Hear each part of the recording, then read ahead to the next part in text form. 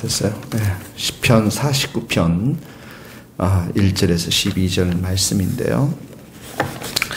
3절에 보면 내 입은 지혜를 말하고 내 마음은 명철을 작은 소리로 읊조리이다. 하나님의 진리의 말씀에 대해서 이야기하고 있는 것입니다. 하나님의 진리의 말씀, 진리의 말씀에 귀를 기울이는 자, 이런 사람들이 복된 사람들이죠. 말씀을 통해서 인생의 진리를 깨달을 때만이 지혜로운 삶을 살아갈 수 있는데, 그래서 가장 인생에 있어서 중요한 게 하나님의 말씀을 듣는 것입니다. 5절에 보니까 이런 말씀이 있습니다. 죄악이 나를 따라다니며 나를 애워싸는 환난의 나를 내가 어찌 두려워하랴.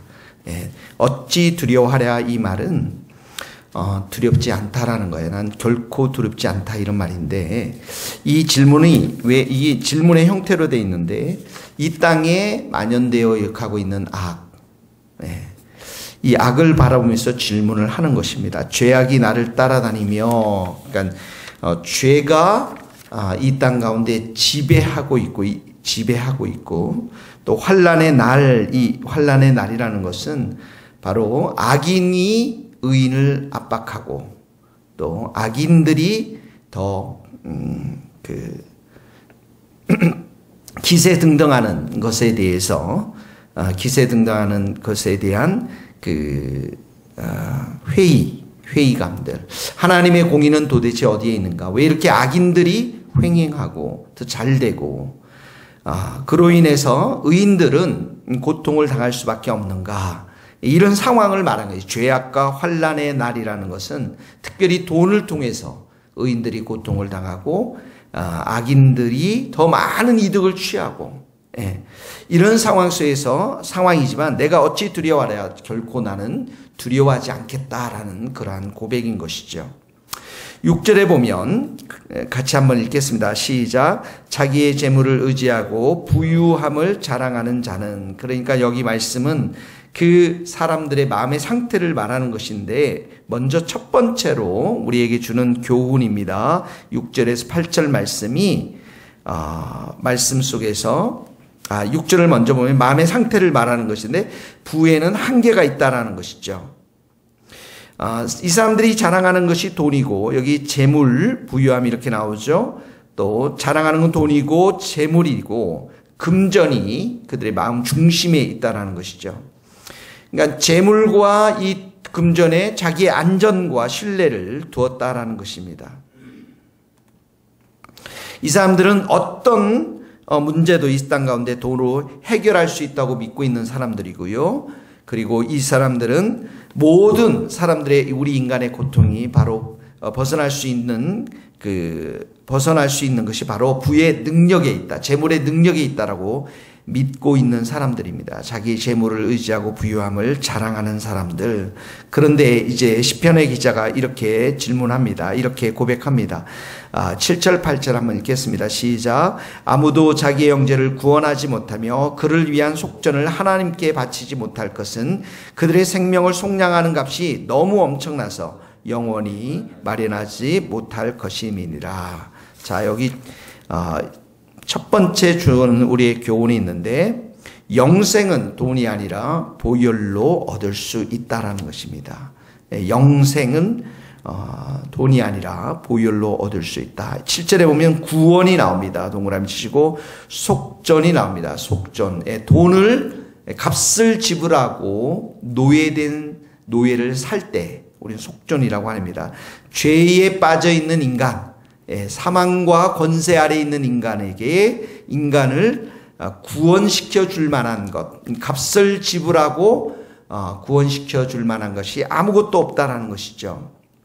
여기 8절에 생명, 이 생명은 영혼으로 번역할 수가 있는 것입니다. 영혼의 구원은 너무 귀하여서 어떤 재물로도 건질 수 없다라는 것입니다. 구원을 위한 대가로서 재물은 소용이 없다라는 것이죠. 전혀 쓸모가 없다라는 것입니다. 모든 재물을 다 가져온다 할지라도 7절에 모든 재물을 8절 말씀도 모든 재물을 다 가져온다 할지라도 그 영혼을 죽음으로부터 또 죄로부터 사망 권세로부터 건져낼 수가 없다라는 것입니다. 누가복음 12장 20절 21절 말씀입니다. 어리석은 자여 부자들에게 말하지 않습니까? 오늘 밤에 내 영혼을 도로 찾으리니 영혼이라고 말씀했습니다. 그러면 내 예비한 것이 네 것이 되겠냐? 자기를 위하여 재물을 쌓아두고 하나님께 대하여 부요치 못한 자가 이와 같으니라. 재물을 의지하는 사람, 재물을 쌓아두고 영원히 살 것처럼 사는 사람들, 하나님께서 그 영혼을 찾을 때가 있다라는 것입니다. 그 영혼을 찾을 때는 어떤 재물로도 이 재물에 그 영혼을 건져낼 수가 없다라는 것입니다. 그러므로 우리 기독교는 재물로 인해서 구원받는 것이 아니라 우리가 구원받은 것, 구속받은 것은 은과 금이 아니라 바로 예수님의 피로 구원을 받은 것입니다. 베드로 전서 1장 18절 19절 말씀입니다. 너희 조상의 유전한 망령된 행실에서 구속된 것은 은이나 금같이 없어질 것으로 한 것이 아니요 오직 흠없고 점없는 어린 양 같은 그리스도의 보배로운 피로 한 것이니라. 에베소서 1장 7절 말씀입니다. 그리스도 안에서 그의 은혜의 풍성함을 따라 그의 피로 말미암아 구속 곧 죄 사함을 받았느니라. 영원한 생명을 얻은 것은 우리가 얻게 된 것은 바로 예수 그리스도의 십자가의 보혈의 피로 우리가 구원을 받은 것입니다. 그러므로 우리가 6절, 7절, 8절의 말씀을 보면서 이 땅의 사람들이 얼마나 불쌍한 것인가.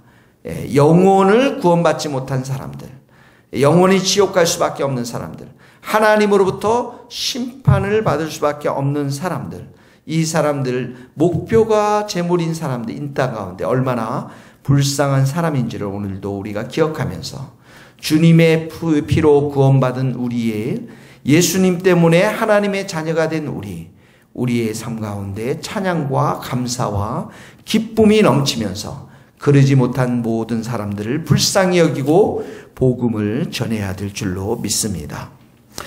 두 번째는 뭐냐면 두 번째 인생의 목표가 재물이 아니라 바로 하나님만을 의지하는 것이어야 한다는 것이죠.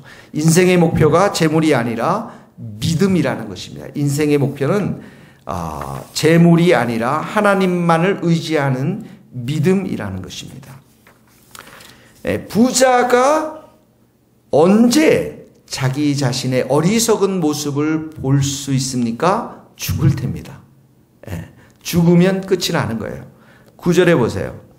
그가 영원히 살아서 죽음을 보지 않을 것인가? 그 죽음에다 동그라미를 치시고 10절에도 보면 지혜 있는 자도 죽고에다 동그라미 치시고 어리석고 무지한 자도 함께 망하고 망하에다 동그라미 치시고 그들의 재물은 남에게 남겨두고 떠나는 것에도 동그라미를 치시고 11절에 가면 그들의 집은 이렇게 나와요. 속생각에 그들의 집 동그라미 치시고 영원히 있고 그들의 거처는 동그라미 치시고 대대로 이르고 그들의 토지도 동그라미 자기 이름으로 부르는도다.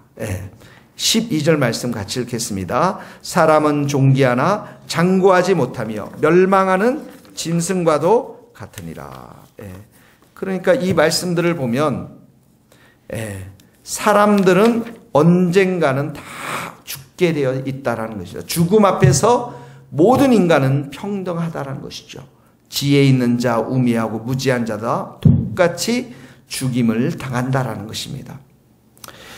그렇지만 사람은 이렇게 존귀하지만 부와 재물, 존귀를 누렸던 모든 것도 죽음으로 끝나기 때문에 이 재물에 목숨을 걸고 살아왔던 사람들은 12절 말씀처럼 짐승과도 같다라는 것입니다. 부, 권력, 명예, 아름다운 젊음, 가난함, 추함, 늙음 이 모든 것도 죽음 앞에서 다 사라지고 만다라는 것입니다. 죽음 앞에서 죽는다라는 그 사실 앞에서 인간과 짐승 간에는 아무런 차이가 없다라는 것이죠. 죽음 앞에서 어떠한 위대한 인간도 아무런 의미가 없다라는 것입니다. 그러므로 여기서 우리 두 가지를 우리가 발견할 수가 있습니다. 하나는 뭐냐면 부라는 것은 기독교인들에게 죽음의 관점에서 이 재물을 바라보면은 이 재물은 영원히 소유하는 개념이 아니라 청지기적 개념이라는 것이 선한 청지기적 개념. 나에게 하나님께서 이 재물을 맡기셨기 때문에 이 재물을 통해서 다른 사람들을 유익하게 하고 하나님의 나라와 의를 위해서 이 재물을 사용하고 교회를 위해서 사용하는 것이지 이 돈을 사랑의 대상으로 영원히 소유의 대상으로 보지 말아야 한다는 것입니다. 돈을 사랑하지 말고 있는 바를 족한 줄로 알라. 히브리서 13장 5절 말씀인 것입니다. 두 번째는 모든 사람들이 다 죽기 때문에 누가 살아서 영원히 살 수 있는 것이 아니기 때문에 영원한 생명을 주신 그 하나님만을 믿고 의지해야 한다는 것이죠. 야고보서 4장 14절 내일 일을 너희가 알지 못하는도다. 너희 생명이 무엇이뇨? 너희는 잠깐 보이다가 없어지는 안개니라. 우리는 한 번 죽는 것은 하나님이 정하신 것입니다. 그래서 모든 사람이 죽습니다. 그 위에는 뭐가 있습니까? 심판이 있습니다. 히브리서 9장 27절의 말씀. 그러니까 이 땅 가운데서 살아가면서 영원하지 못한 재물의 마음을 두는 것이 아니라 재물을 의지하는 것이 아니라 영원하신 하나님, 그 하나님 앞에 우리의 마음을 두고 믿음을 두고 하나님 앞에 온전한 믿음으로 살아가는 것. 이 삶이 우리 성도들의 삶이라는 것입니다. 그러므로 지혜로운 사람은 재물의 한계를 알고 전능하신 하나님만을 의지하고 믿음으로 살아가는 사람, 이 사람들이 바로 지혜로운 사람인 줄 믿습니다. 오늘도 우리의 삶이 재물이 우리의 목표가 되는 것이 아니라 하나님이 우리의 목표가 되고 믿음으로 살아가는 복된 하루 될 수 있기를 예수님의 이름으로 축원합니다. 기도하시겠습니다. 하나님 아버지 감사합니다. 하나님, 돈으로는 우리가 아무런 생명을, 영생을 살 수가 없음을 가르쳐 주시니 감사합니다. 돈이 있는 자, 가난한 자, 배운 자, 못 배운 자, 이 땅에 있는 모든 사람이 죽음 앞에서 아무것도 할 수 없는 것임을 깨닫게 하시고 영원한 생명이신 하나님을 우리가 깨닫고 의지하게 하신 것을 감사합니다. 하나님 아버지, 내게 맡겨주신 이 재물, 하나님의 선한 청지기가 되어서 잘 쓸 수 있는 지혜와 명철을 더하여 주시고 우리에게 너무 부하게도 또 너무 가난하게도 마옵시고 하나님 앞에서 우리에게 있는 바들을 잘 우리가 받고 또 그 있는 재물들을 잘 사용해서 이 땅 가운데 주님의 영광을 위해 살아갈 수 있는 복된 성도들이 다 될 수 있도록 은혜 베풀어 주옵소서.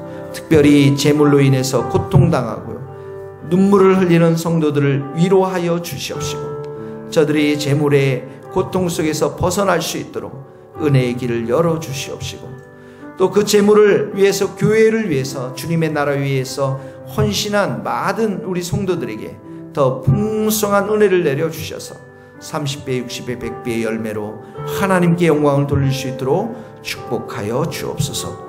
우리 교회도 하나님께서 많은 부흥을 주셔서 재물로 인해서 시험당하지 않도록 도와주시고 이 재물을 위해서 주님의 나라를 위해 마음껏 일할 수 있도록 은혜 베풀어 주옵소서. 예수님의 이름으로 기도하오며 지금은 우리 주 예수 그리스도의 은혜와 하나님의 크신 사랑과 성령님의 교통하심이 우리 모든 성도들과 선교사님들 삶과 사역 위에 이제로부터 영원토록 함께 하시기를 간절히 축원하옵나이다. 아멘.